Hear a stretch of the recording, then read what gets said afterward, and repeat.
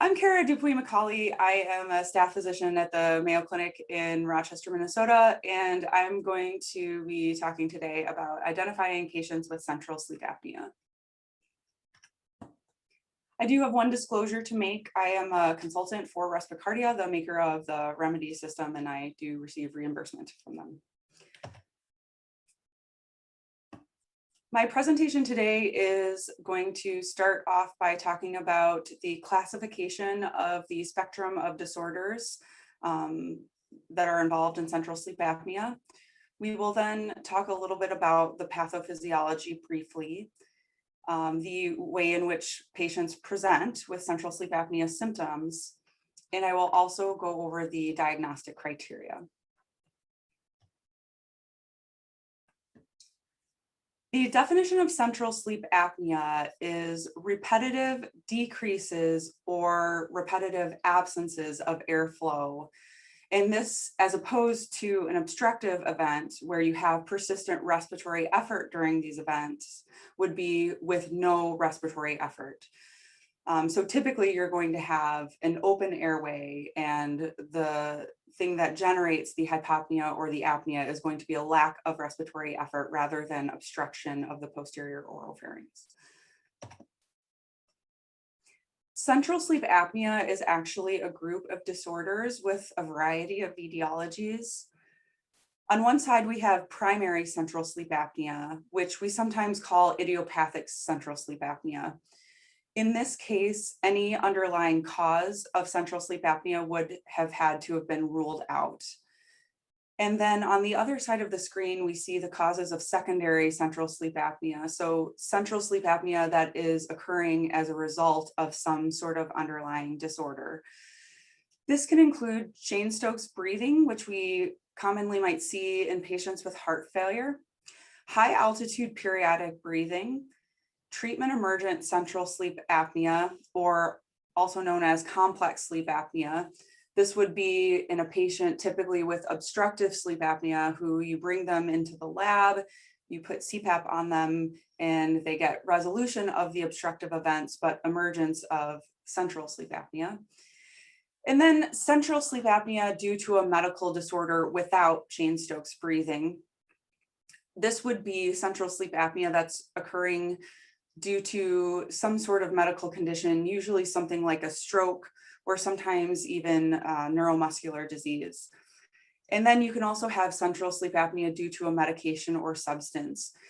This would most commonly be as a result of opioid therapy, but there are a couple random medications that can cause central sleep apnea as well. Rather than classifying central sleep apnea as primary and secondary, you can classify it further as associated with hyperventilation or associated with hypoventilation. In patients with central sleep apnea that's more on the side of hyperventilation, you will usually have a baseline CO2, which is in the normal or perhaps slightly low range. And these patients typically are going to have a higher ventilatory drive.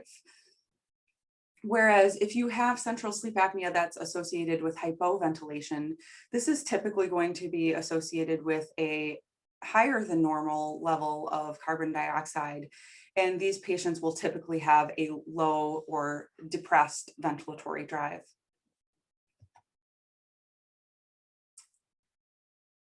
On the hyperventilatory side are your primary or idiopathic central sleep apnea, central sleep apnea with Cheyne-Stokes breathing, high altitude periodic breathing, and then also treatment emergent central sleep apnea. On the hypoventilation side, this is typically going to be central sleep apnea due to a medical disorder. For instance, if you have neuromuscular disease, these patients will sometimes not generate enough respiratory effort to create respiration. And so that would be an example of a hypoventilatory central apnea event. And then sometimes people with obesity hypoventilation will be on the hypoventilation side as well. Medications can fall into either category. Most of the time they're going to be on the hyperventilation side, but as I mentioned, it really depends on the patient and depends on the situation, whether it's hyperventilation or hypoventilation with medications. This is the pathophysiology for central sleep apnea with hyperventilation. I'm not going to talk about the hypoventilatory side of things. It's a little bit outside the scope of this talk, but for central sleep apnea with hyperventilation, usually there will be some sort of stimulus, which might be hypoxia or hypercapnia, which would trigger increased ventilation. And in these patients who typically have a higher ventilatory drive to begin with, a lot of the time they will have the tendency to hyperventilate or actually, overshoot the amount of ventilation that's truly needed to correct whatever the stimulus was. And this can have the potential to blow the PCO2 down below the apneic threshold. And then, of course, after that happens, a central breathing pause would be initiated. And then usually when that central breathing pause is happening, that gives the opportunity for whatever stimulus initiated the whole cascade of events to come back, whether it was, the hypoxia or the hypercapnia, and then you get into this whole pattern again. And this is why a lot of times in central sleep apnea, when you do a polysomnogram or some sort of testing, you see really high AHIs, because once the patient starts off on this dysfunctional breathing pattern, it's really hard to get out of it again.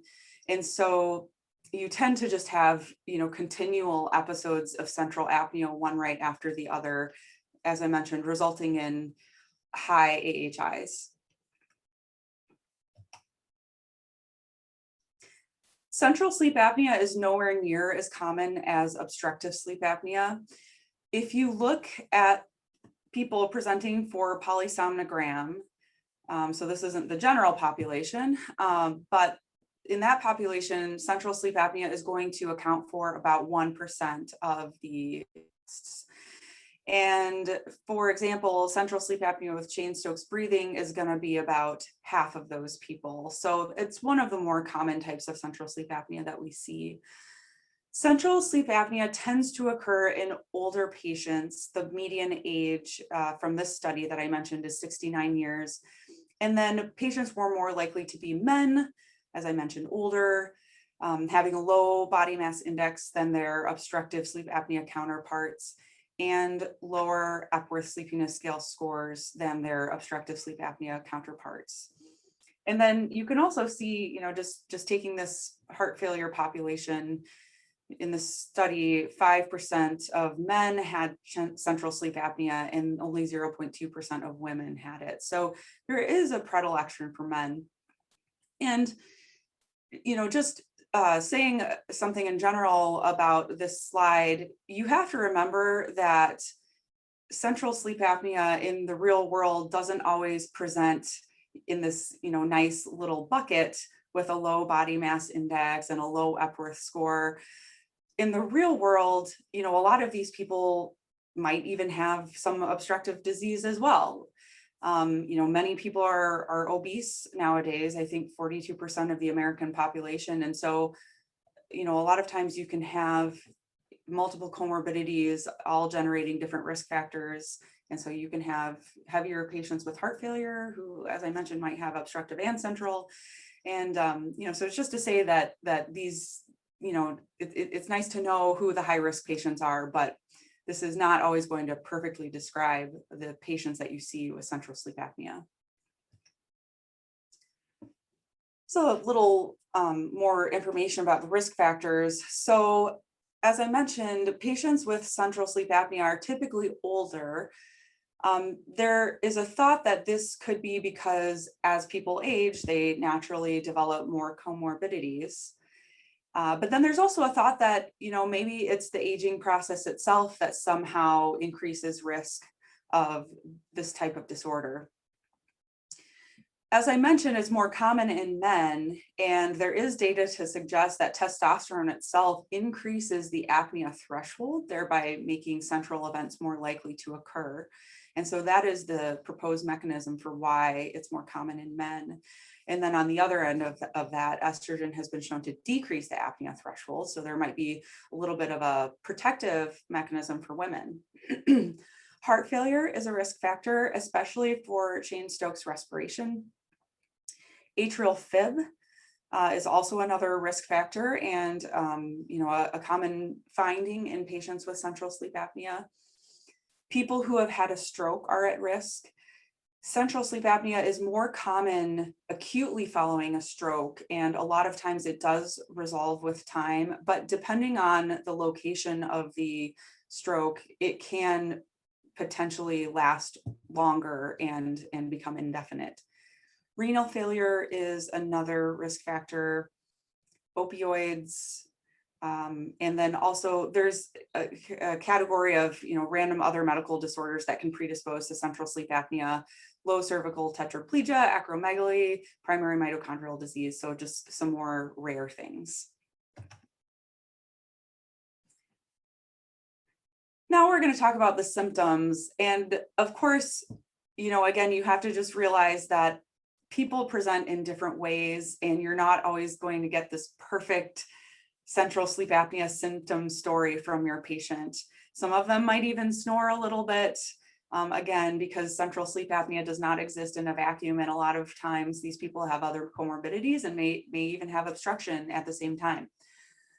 But people with central sleep apnea commonly experience symptoms of sleep disruption, just like the obstructive counterparts. And that would include excessive daytime sleepiness, insomnia, poor concentration during the day, feeling fatigued, feeling like they didn't get a good night's sleep. And the general thought is that sometimes these symptoms are more subtle than what you would appreciate in obstructive sleep apnea. But again, every patient is different.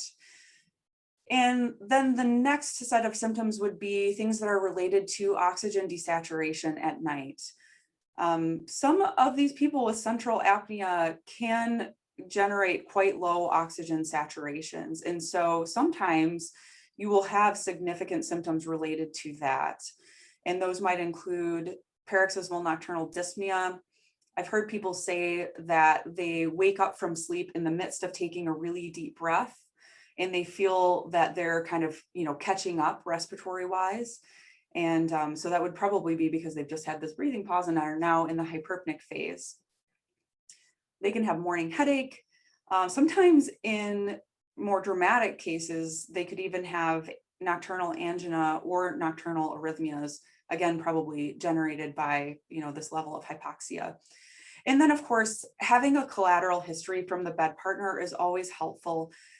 I commonly hear bed partners say, I have to periodically poke him and make sure that he's still there, because they, will sometimes just hear silence coming from that part of the bed, and, no breathing whatsoever. And then they poke them and they start breathing again, and they're reassured. The diagnosis of central sleep apnea would ideally be made in the lab with a polysomnogram. That is the gold standard. However, there are home sleep apnea tests that have been studied for this purpose. And in certain situations, you can also consider testing patients at home. I know the Embleta has the ability to test for central sleep apnea in an unattended manner, so the patient can be at home. And also WatchPat has been studied for this purpose as well. Obviously, when you bring patients into the lab, you get a more detailed set of information on which to base your diagnosis. And then the other advantage of having people into the lab is that if you're doing a split night study, you can diagnose them in the first half, and then in the second half of the polysomnogram, you can try out some different treatments. Because central sleep apnea is a group of disorders with different etiologies, there's no one size fits all treatment.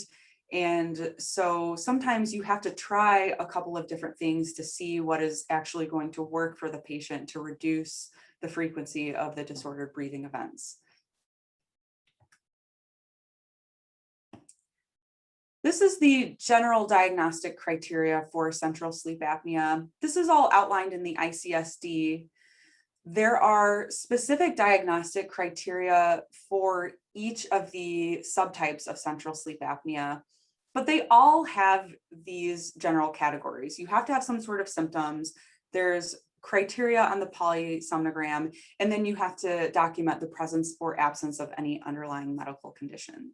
So these symptoms are going to include things like being sleepy during the daytime, having insomnia at night, difficulty initiating or maintaining sleep, waking up short of breath, and sometimes they can have witnessed apneas and snoring.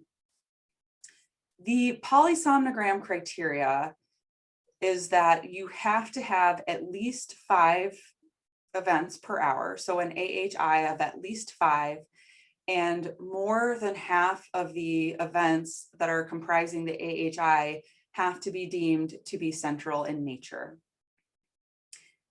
You need to also document the presence or absence of Cheyne-Stokes respiration. So Cheyne-Stokes is a very specific crescendo, decrescendo breathing pattern with at least a 40-second respiratory cycle length. And so that is a very specific diagnosis. And then of course, if you're going to diagnose someone with an opioid-related breathing disorder, you would have to document that they're on opioids and things like that. If you so desire, you can go to the ICSD-3, and all of the various central sleep apnea definitions are outlined clearly in that book.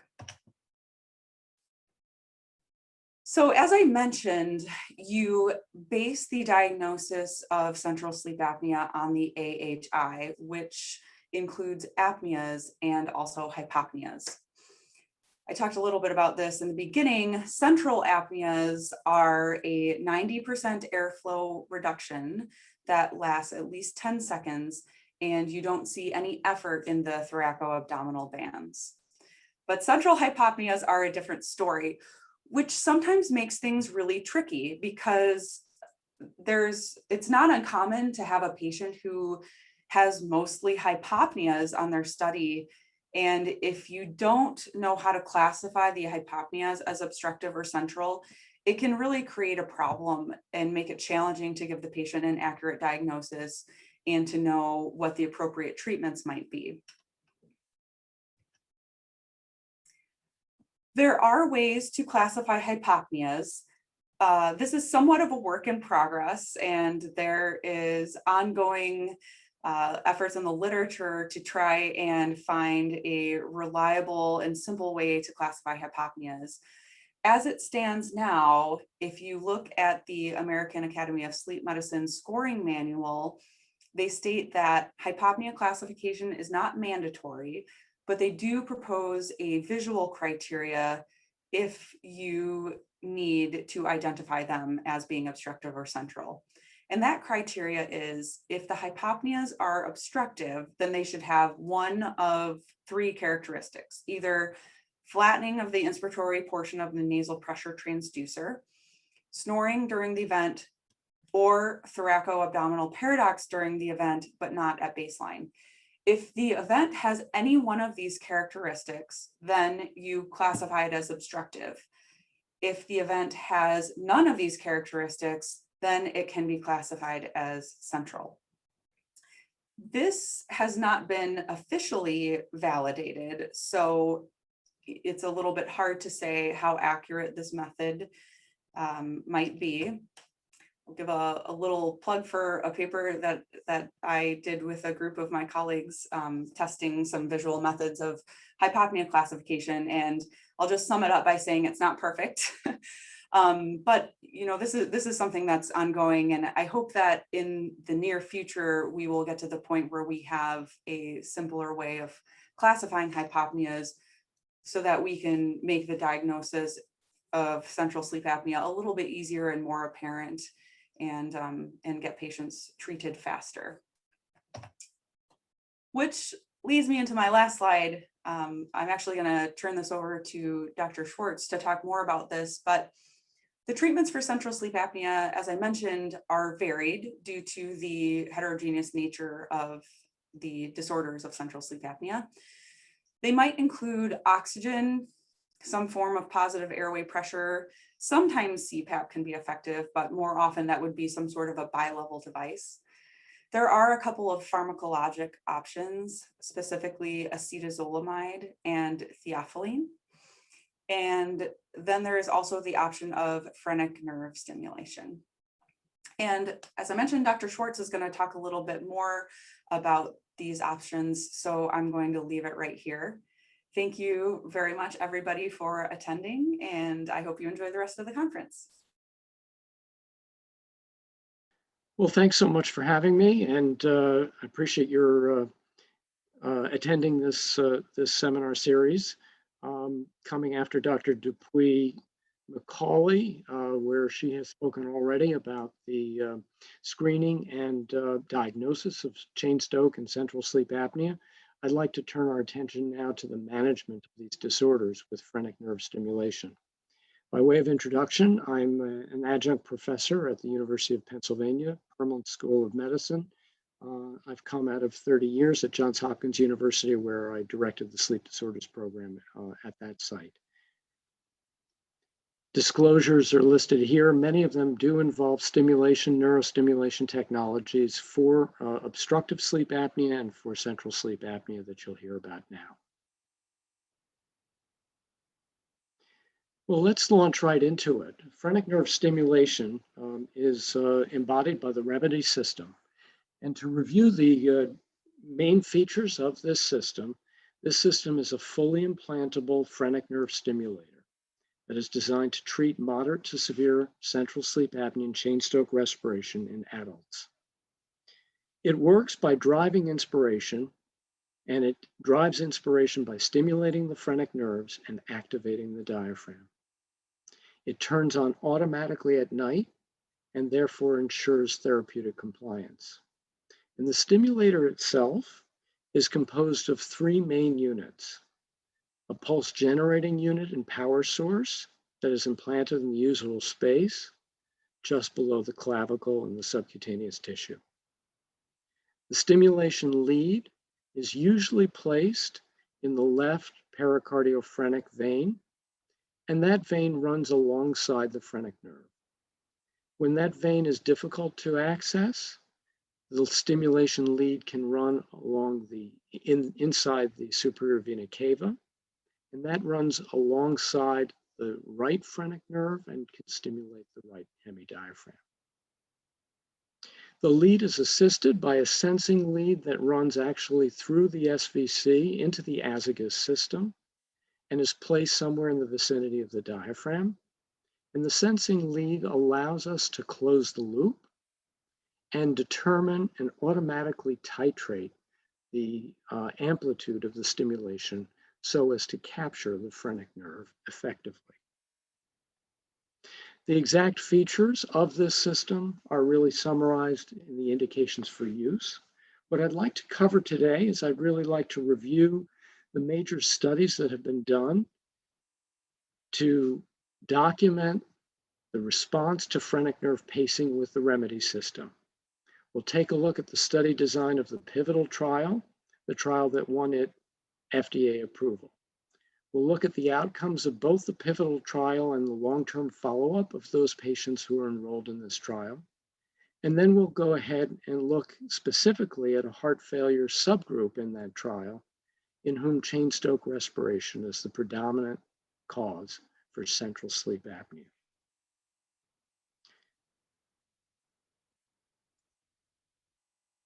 As mentioned, the indications for use really involve patients who are adults with central sleep apnea and Cheyne-Stokes respiration, and they're listed here in this slide. One of the unique features about this stimulating system is that it is a transvenous phrenic nerve stimulator that activates automatically at night. And so the data you will see is really based on the fact that this is a therapy that is delivered automatically. And the automatic delivery goes as follows. The therapy is delivered within the pre-programmed sleeping hours. So if, for example, your patient goes to bed generally at 11 o'clock, gets up before 7 a.m., you would pre-program that sleep window for the stimulator to turn on. The phrenic nerve pacer does not turn on unless two other conditions obtained within that pre-programmed sleep window. The first is that the patient must be in the recumbent position, and the second is that the patient is inactive, not moving. And it's under those conditions, within the sleep window, that the patient is in the reclined position and is not moving, that the stimulator will turn on automatically. But it also pauses automatically when the patient sits up or stands up or when the patient begins to move. And then thereafter, therapy resumes within 10 minutes, as long as the prior pre-programmed conditions obtain, namely recumbency and not moving within that therapeutic window. To illustrate that, we see a polysomnographic recording for about 5 or 10 minutes in a patient with typical chain-stoke breathing. As you can see on the left-hand side of this panel, the chain-stoke breathing patterns are evident when the stimulator is off, and they consist of a waxing and waning pattern of airflow with similar waxing and waning patterns in the abdominal and the thoracic belts. After about 2 minutes of this recording, the stimulator automatically turns on, and you can see the effect of stimulation on the airflow tracing. Airflow itself is stabilized and the apneas have been eliminated. As the apneas have been abolished, the changes or dips in oxygenation and oxyhemoglobin saturation also go away. But the phrenic nerve remedē pacing system, the remedē system, goes one step further, in that initially it steps up the stimulation automatically to a level that is associated with maximal entrainment of respiration. And the sensing lead that we pointed out near the diaphragm actually detects how well the chest inflates with each burst of stimulation. And you can see at the lower level of amplitude, you can see that there is overall stabilization of ventilation, but some inconsistency in the amplitude of the tidal volume breaths. But that at higher levels of stimulation, the amplitude stabilizes even further and the respiratory pattern becomes absolutely smooth. And it's these levels of stimulation that are ultimately targeted and automatically set by the stimulator when the patient is recumbent and inactive during the sleep period. But you can see at the end of this trace on the left-hand side, as the patient moves ever so slightly, the stimulator turns off transiently and will repeat the cycle of finding and titrating to an effective level of stimulation as the patient goes back to sleep. Well, this is the information that we see about how the stimulator, how the remedē system works. Let's look at the data behind this system that really document and demonstrate its effectiveness in treating chain-stoke respiration and central sleep apnea. And that's highlighted here with the study design of the pivotal trial for the remedē system. In brief, this trial was a prospective, multi-centered, randomized controlled trial. Patients were eligible for this study if they had moderate to severe central sleep apnea, based on overnight sleep studies demonstrating an apnea-hypopnea index of at least 20 events per hour. But the AHI had to consist of at least 50% central apneas, with a minimum of 30 central apneas over the course of the night. And the obstructive apnea index had to be less than 20% of the total AHI.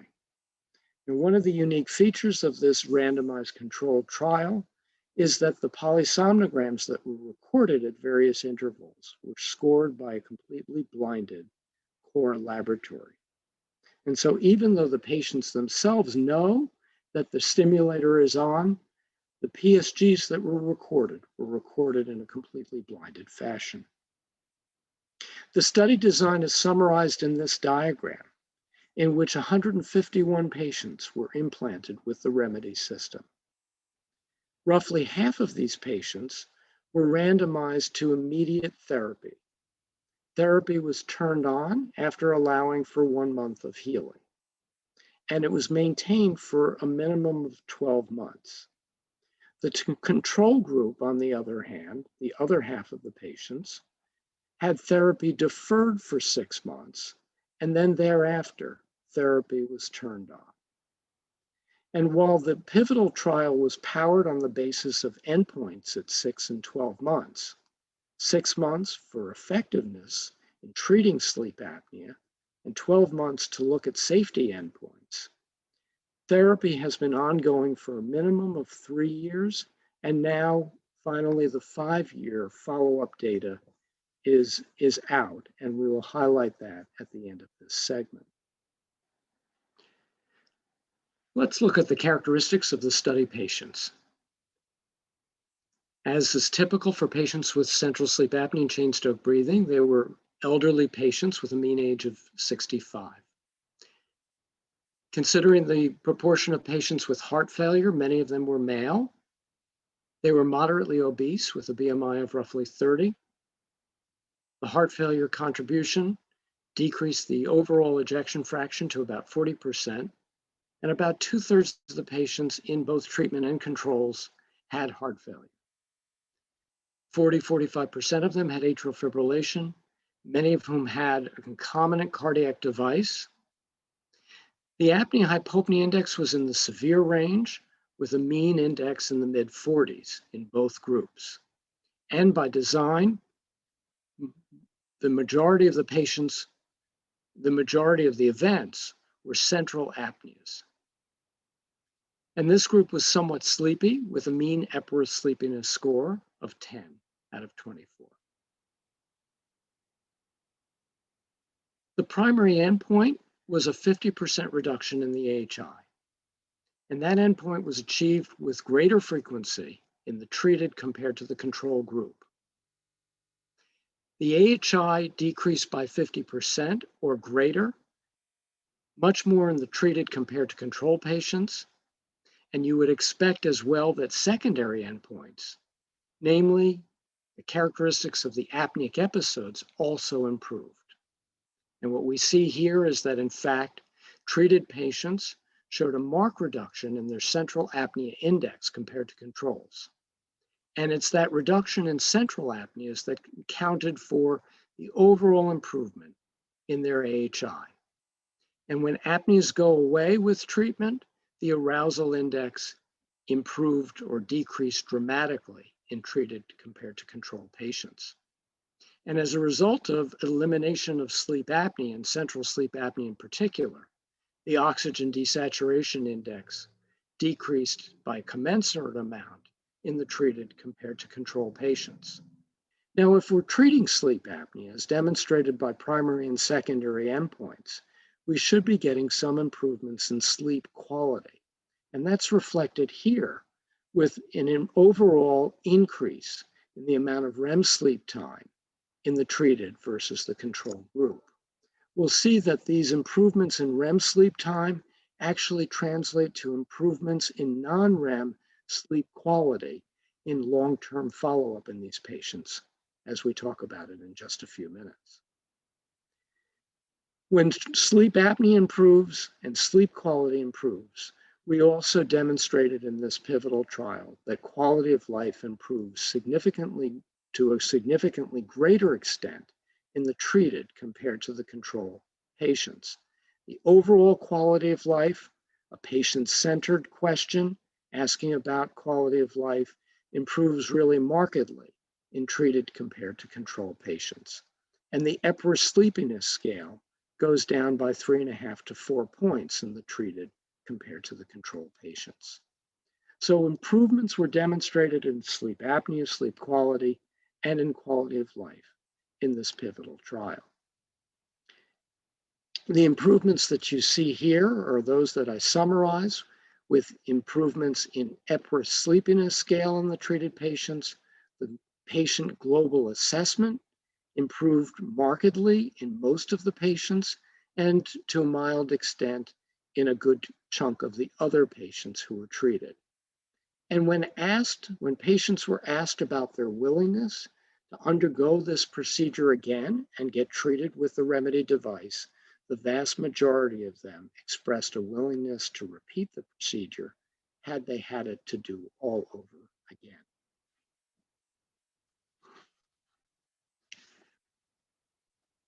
Well, the pivotal trial was based on endpoints at 6 and 12 months, as mentioned. But patients have been followed out now for up to 5 years, and the results are reported in the literature.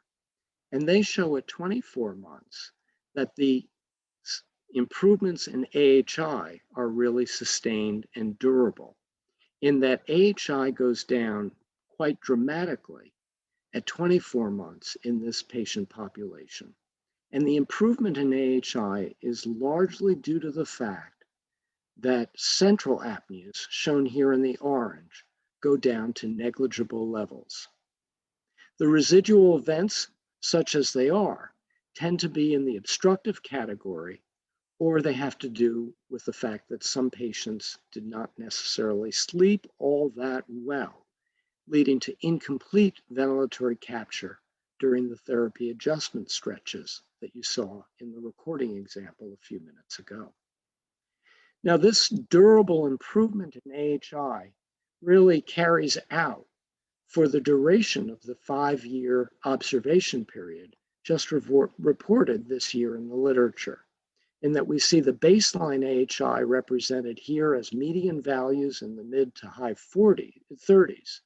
And the baseline AHI in these subjects goes down dramatically at 1 year, 2 years, 3 years, and even all the way out to 5 years, where we see that once again, as we saw with the pivotal trial at 6 months, the improvement in AHI is largely attributed to the improvement in the central apnea index, with residual apneas, obstructive and hypopneas, being essentially unchanged, if not just a wee bit better. And even when we look at paired measurements in those patients who really were followed all the way out to 5 years, we compare them at 5 years to their baseline at before enrollment in the study. What we see is that those improvements in AHI and in central sleep apnea in particular are really pronounced, adding confidence in our notion that the improvements in sleep apnea are durable and sustained over the long term, not just for the short term of the pivotal trial. As a result of the improvements in sleep apnea, we see also sustained improvements in sleep architecture. And this shows as stacked bar graphs the various sleep stage distributions at different time points, at baseline, 1 year, 2 years, and 5 years. And once again, what we see here is an improvement here in stage 2 sleep at the expense of reductions in stage 1. Light transitional sleep goes down quite markedly in the treated subjects and is replaced by deeper stages of both non-REM as well as more REM sleep in those patients who are treated all the way out to 5 years. And once again, with the paired measurement, we see similar sustained improvements with increases or improvements in sleep quality consisting of a reduction in stage 1, increases in N2 sleep, and whopping increases in stage REM sleep as well. Well, let's turn for a moment to a bit of a post hoc analysis in the subgroup of patients with heart failure, since these are patients for whom some controversy emerged as a result of the SERVE-HF trial a number of years ago, where adaptive servoventilation in this subgroup of patients was actually associated with increased mortality. And so it behooved us to look at the heart failure subgroup and with this post hoc analysis to look at some of the intermediate endpoints that are important in a heart failure patient population. And shown here are really three of them. First is that at 12 months of observation, the left ventricular ejection fraction actually went up from 32 to 35% in this heart failure subgroup. In addition, we tracked them out for 6 months and looked at Kaplan-Meier curves demonstrating that the time to first hospitalization for heart failure exacerbation was actually trended toward a reduction in hospitalizations in those who were treated with the remedē system over the course of the pivotal trial.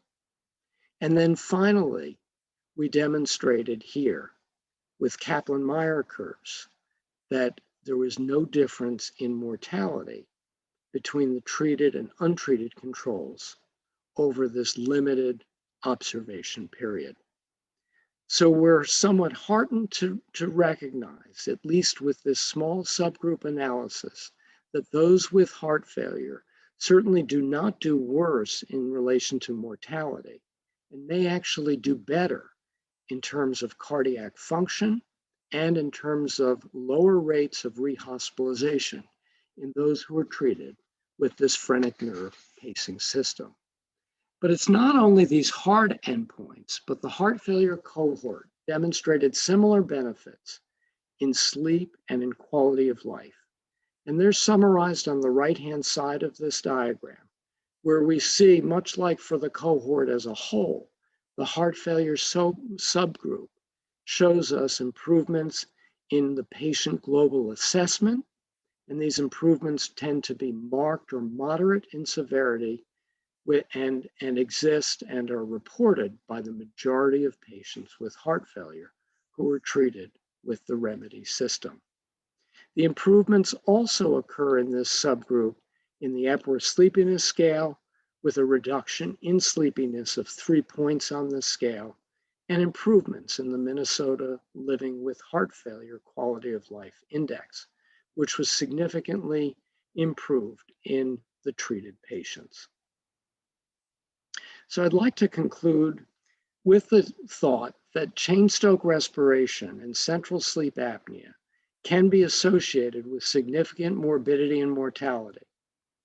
But we've also seen in the context of the pivotal and long-term follow-up for the remedē system that actually a lot of the morbidity may in fact be related to apneic activity at night that impairs sleep quality and quality of life. To this point in time, effective treatment has been largely lacking due to the fact that PAP alternatives for this patient population have become either contraindicated or ineffective.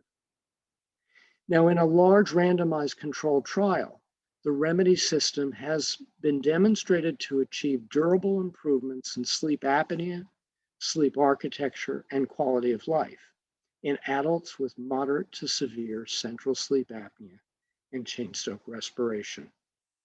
And I would add that durable improvements in sleep disorder breathing and sleep architecture have now been demonstrated out to 5 years in this patient population. I'll stop there for any questions. Thank you all for your attention, and thank you to the organizers for having me.